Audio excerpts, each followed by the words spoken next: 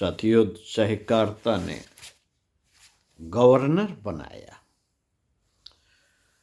पुस्तक देखन में छोटे लगें, घाव करें गंभीर, भाग 1। लेखक श्री राम शर्मा आचार्य पृष्ठ 46 से आपको पढ़कर सुनाते हैं। आइए सुनते हैं। आगे पढ़ने की बहुत इच्छा थी, पर करते क्या। पास में तो गुजारे का भी प्रबंध नहीं था। युवक ने सोचा बाहर चलना चाहिए, आजीविका और पढ़ाई के खर्चे का प्रबंध अपने आप करके पढ़ना चाहिए, पर पढ़ना अवश्य है। ऐसा निश्चय करके उसने अभिभावकों से किसी प्रकार 20 रुपए और किराए का प्रबंध करा लिया और बंबई चला आया। उन दिनों बंबई इतनी महंगी नहीं थी जितनी आज है। 5 रुपए मासिक पर मकान किराए में मिल जाता था, पर जिसके पास आदि से अंत तक कुल 20 रुपए ही थे, उसके लिए 5 रुपए ही पहाड़ के बराबर थे। अब क्या किया जाए? यदि 5 रुपए मासिक किराए का कमरा लेता हूं तो 20 रुपए कुल 4 महीने के किराए भर के लिए हो जाएंगे। इस विचार चिंतन के बीच युवक को एक उपाय सूझा, सहयोग और सहकारिता का जीवन। एक सींक बुहारी नहीं कर सकती। एक सींक बुहारी मतलब झाड़ू नहीं लगा सकते। अकेला व्यक्ति सेना नहीं खड़ा कर सकता। एक लड़के के लिए एक स्कूल खुले तो संसार की अधिकांश धनराशि पढ़ाई लिखाई में चली जाए।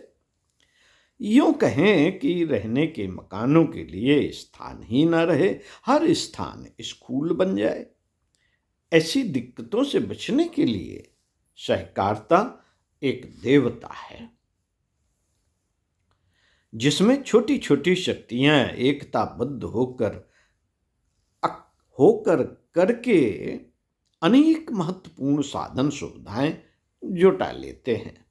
छोटी छोटी शक्तियां मिलकर बड़ी शक्ति बनकर बड़े लाभ अर्जित कर ले जाते हैं। साथियों, जिस समाज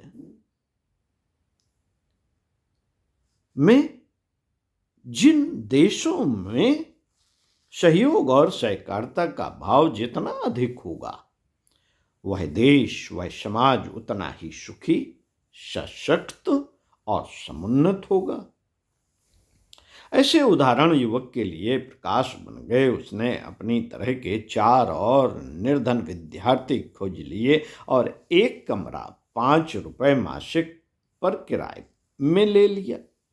प्रत्येक लड़के को अब 1 रुपया मासिक देना होगा। इस तरह जो 20 रुपए केवल 4 माह के किराए भर के लिए पर्याप्त थे, यदि उन्हें किराए में ही खर्च कर दिया जाता तो 5 गुना अधिक समय अर्थात 20 महीने के लिए पर्याप्त होते।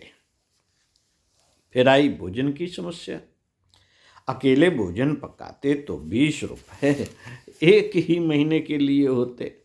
लकड़ी, कोयले, बर्तन एक व्यक्ति के लिए भी उतने ही चाहिए जितने में 5 व्यक्ति आराम से खाना बनाकर खा लेते।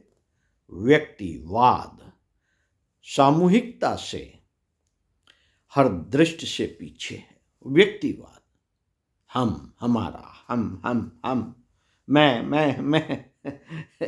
व्यक्तिवाद इसे कहेंगे कि हम, मेरा घर, मैं, मेरी कार, ये सब मेरा व्यक्तिवाद। और सामूहिकता, परिवार, सबका सब कुछ।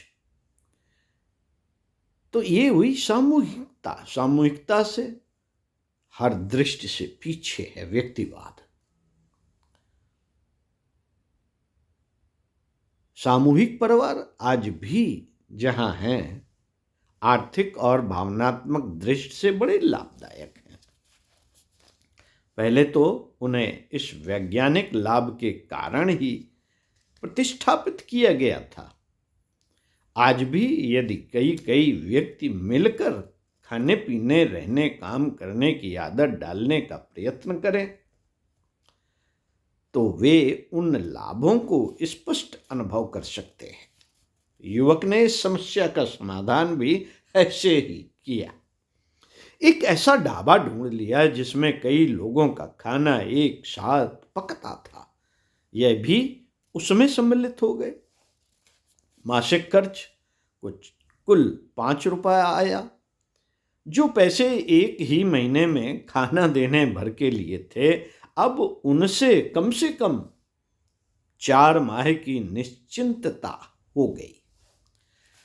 अब बात रही पढ़ने की, सो वह एक स्कूल में भर्ती हो गया। किताबों का खर्च था, उसे भी सामूहिकता के स्वरूप पीटिट नामक पुस्तकालय ने पूरा किया। अनेक लोगों के सहयोग और चंदे से बना पुस्तकालय न होता तो उससे इस युवक की तरह सैकड़ों हजारों लोगों की ज्ञानार्जन की पिपासाएं अतृप्त ही ना रह गई होती। 1 रुपए की सदस्यता से जब तक पढ़ा इस स्कूल की पुस्तकें काम देती गईं, आप विश्वास नहीं करेंगे। पर उसने इसी तरह एडवोकेट बनने तक की शिक्षा पाई। इस बीच वह कई स्थानों पर लिखने का काम करता रहा, जिससे वह कपड़े लत्ते, शाक भाजी का खर्च निकालता रहा। इस युवक का नाम था कन्हैया लाल माणिक लाल मुंशी, केएम मुंशी, जो एक समय उत्तर प्रदेश के गवर्नर पद तक पहुंचे और जो देश के माने हुए साहित्यकार एवं राजनैतिक नेता थे। ओम शांति।